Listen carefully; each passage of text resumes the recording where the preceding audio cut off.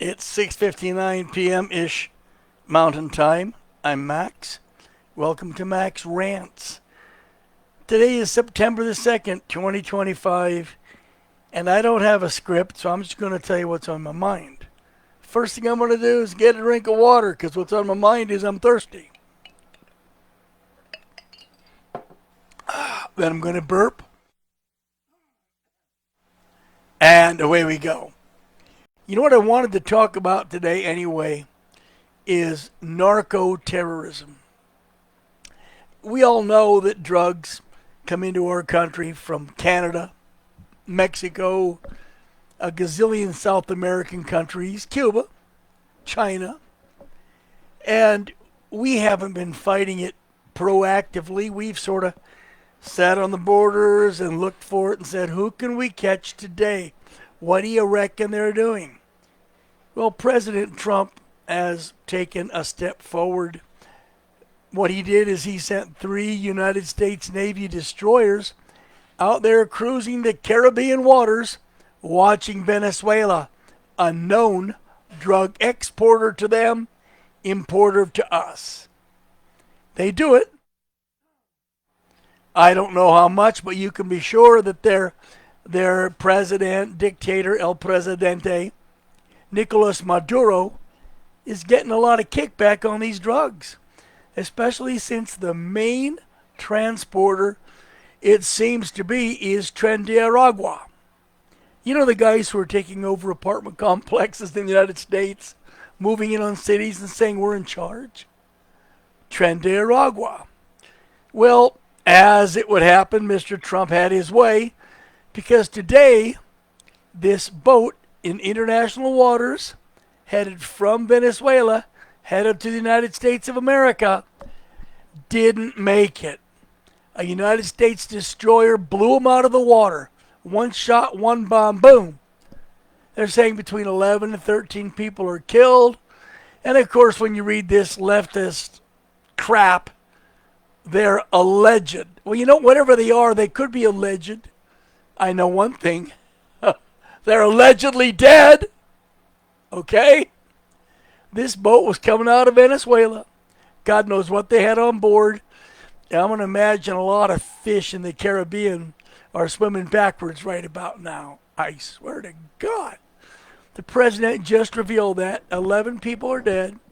He said, let me read this for you here. This was spoken by, I think it's General Dan Kane, Chairman of Joint Chiefs. He said, we just over the last few minutes literally shot out a boat, a drug-carrying boat, a lot of drugs in that boat. And it sounds like Trump to me, that repetitive style of his. But any way you look at it, Nicolas Maduro was pissed. He says that we're trying to effect regime change. I guess the only way we could effect regime change would be if we stopped drugs from coming out of Venezuela. The cartels, the Tren De Aragua, these people might just take him out because he can't do what they need, which is protect their mules, their boats, their planes, their people, bringing drugs into the U.S. Now, understand a lot of it's our fault. The United States is the largest single drug market in the world. From our marijuana to our feel-good pills, all sorts of illegal shit. The reason it's coming in is because we're buying it. And in increasing quantities is because we want more. People, American people, are jacked. I mean, we're screwed up, baby. We're so messed up. I live in a seniors neighborhood surrounded by old people. Half these old farts are smoking marijuana. Some claim medicinal value. As a doctor, I can tell you there is not a single peer-reviewed study showing that marijuana does a damn thing other than get you high, alter your brain chemistry, affect your eyesight, and put you on a psychological need for more. That's another matter if you don't like it. Like, I don't give a damn, you know. Change the channel, all right? I'm sitting here in my studio happy that I've got a president who first sought to name these drug gangs terrorists, and second, showed the chutzpah, the cojones, to jump out there, use the United States Navy, and blow their ass up. You get in the boat, hey, Jose, let's go to the boat, let's go to America. Vroom, vroom, vroom. Out to the water. All of a sudden, they hear this noise, kind of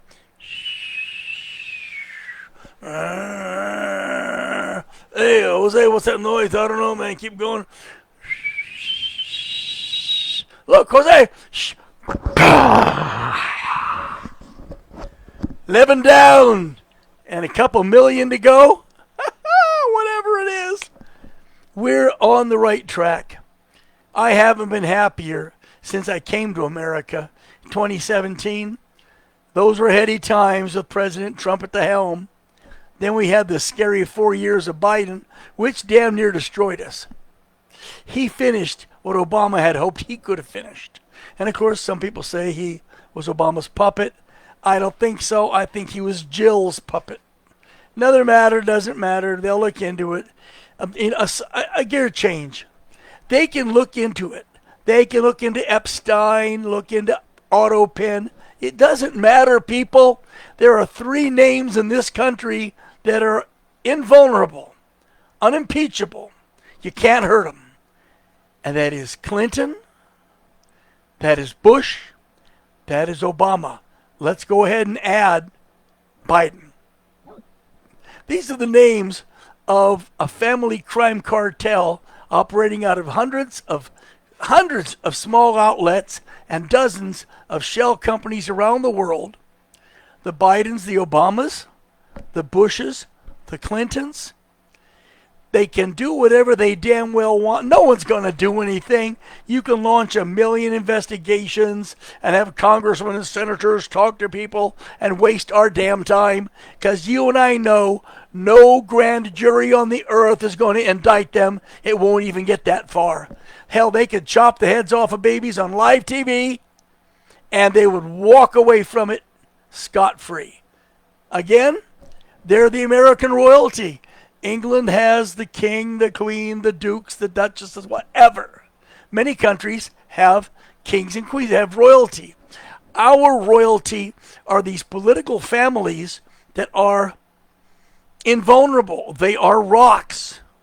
The Clintons, how many people do you think they might have killed to maintain the control they had?